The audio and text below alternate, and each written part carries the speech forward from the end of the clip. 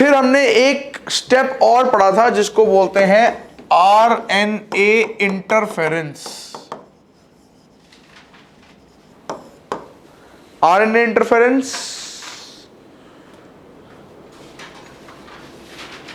हाँ जी,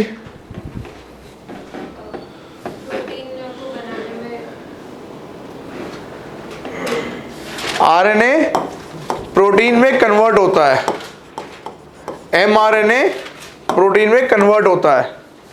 तो RNA interference क्या करेगा? प्रोटीन रेगुलेशन या जीन रेगुलेशन में काम आता है, जिसकी वजह से क्या होता है? प्रोटीन बनेगा ही नहीं। आरएनए इंटरफेरेंस, आरएनए के अंदर हम इंटरफेयर कर रहे हैं और आरएनए को प्रोटीन बनाने से रोक रहे हैं। जीन रेगुलेशन पॉजिटिव नेगेटिव हो सकता है, आरएनए इंटरफेरेंस हमेशा प्रोटीन को रोकेगा। आरएनए इंटरफेरेंस जीन रेगुलेशन नहीं है। आरएनए इंटरफेरेंस क्या है? आरएनए को प्रोटीन बनाने के बीच में इंटरफेयर करके उस प्रोसेस को रोक देना को आरएनए इंटरफेरेंस बोलते हैं। ठीक है, कौन करता है आरएनए इंटरफेरेंस? एक कंपाउंड पढ़ा था हमने और उस कंपाउंड का नाम है ये, कौन सा कंपाउंड है ये? माइक्रो आरएनए, जिसके ऊपर किसी को नोबेल प्राइज भी मिला है। कब मिला है? पिछले साल मिला है। ठीक है, बढ़िया। फिर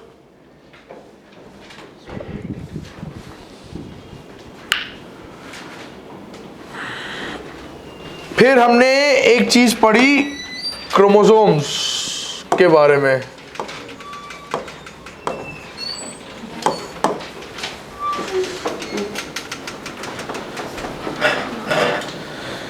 फिर हमने एक चीज पढ़ी क्रोमोसोम्स के बारे में। ह्यूमंस में कितने क्रोमोसोम होते हैं? 46 होते हैं, 23 पेयर होते हैं, इतनी बात तो याद है। फिर हमने देखा था एक क्रोमोसोम के अंदर दो चीजें होती हैं। एक क्रोमोसोम दो चीजों से बना होता है, दो सिस्टर, किस चीज से बनता है? टू सिस्टर क्रोमैटिड से बनता है।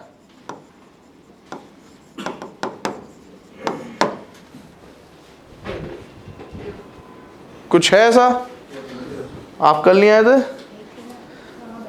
अच्छा, वहां बैठे थे। हाँ, दो सिस्टर क्रोमैटिड से बनता है। तो आए थे तो फिर आपको ये पता होगा कि जहां पे दो सिस्टर क्रोमैटिड मिलते हैं उसको क्या बोलते हैं?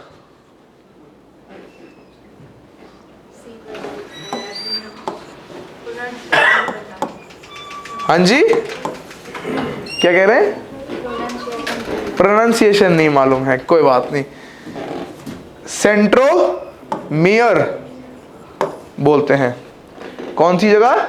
जहां पे दोनों सिस्टर क्रोमैटिड बीच में मिलते हैं। और इन कोने की चीजों को क्या बोलते हैं? टर्मिनल पोजीशन को क्या बोलते हैं? इन पोजीशन को क्या बोलते हैं? टीलोमर।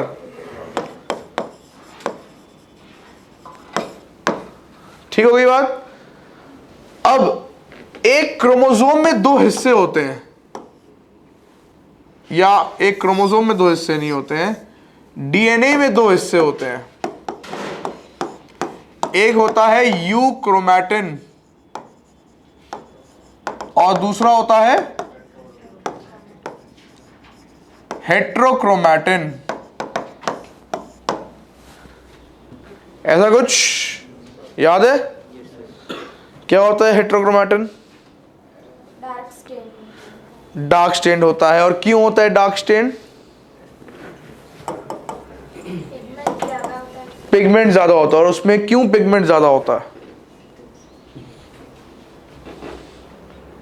क्योंकि वो डेंसली पैक्ड होता है। डेंसली पैक्ड का मतलब है बहुत ज्यादा डीएनए आसपास चिपका हुआ होता है। और यूक्रोमैटिन में लूजली पैक्ड होता है। ठीक है, तो हमने क्या बोला, दो हिस्से होते हैं, यूक्रोमैटिन और हेटेरोक्रोमैटिन।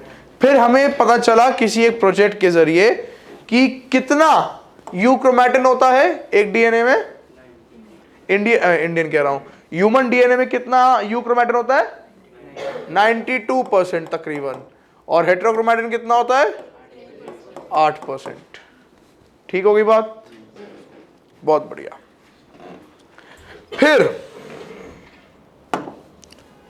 इसके बाद हमने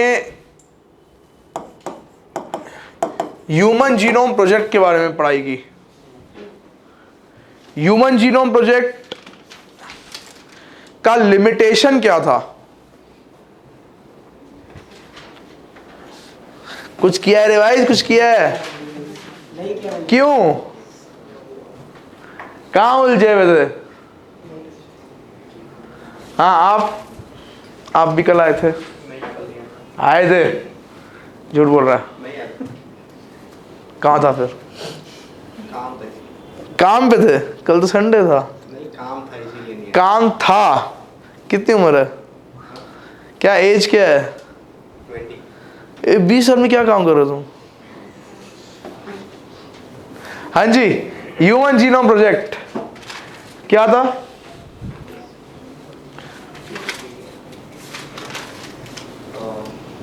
जो वाइट पीपल है, फिर से? वाइट पीपल है उनका ही, हाँ, डीएनए सैंपल, उनका ही डीएनए सैंपल यूज किया, तो इनकम्प्लीट इंफॉर्मेशन मिली थी हमें। बहुत बढ़िया। लेकिन इसका एम क्या था? एम क्या था ह्यूमन जीनोम प्रोजेक्ट का? पूरा एक तो जीनोम पूरा रीड करना है, उसमें जो यूजफुल डीएनए है जो ट्रांसलेशन कर रहा है उसका आइडेंटिफाई करना, सीक्वेंसिंग करना। हाँ, तो पूरे ह्यूमन जीनोम की सीक्वेंसिंग करना। लेकिन उन्होंने सिर्फ किसकी सीक्वेंसिंग करी थी?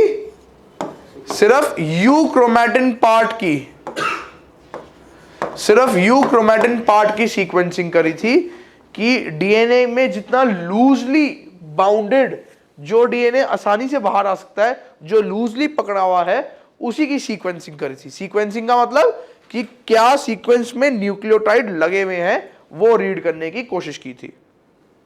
ठीक है, ह्यूमन जीनोम प्रोजेक्ट में इससे इनको पता चला कि पूरे डीएनए में कुछ चीज होती है कोडिंग जीन्स, और दूसरे होते हैं non coding jeans.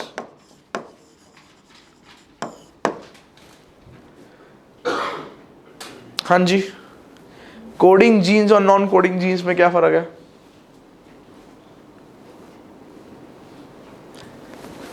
Coding jeans जो कोड करेगा, क्या कोड करेगा? जीन जो आगे जाके किस में कन्वर्ट होगा?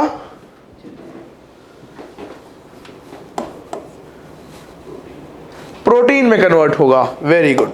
तो वो जीन जो प्रोटीन में कन्वर्ट हो जाए उसको क्या बोलते हैं? Coding gene. और ये क्या पता लगाया उन्होंने, तकरीबन कितना होता है पूरे डीएनए में? सिर्फ 2%। ठीक। नॉन कोडिंग जीन जो प्रोटीन में कन्वर्ट नहीं हो सकता, और ये तकरीबन कितना है बचा हुआ? 98%। ठीक हो गई बात, बहुत बढ़िया। इसी प्रोजेक्ट को ओवरकम करने के लिए 2008 में एक और प्रोजेक्ट चलाया था।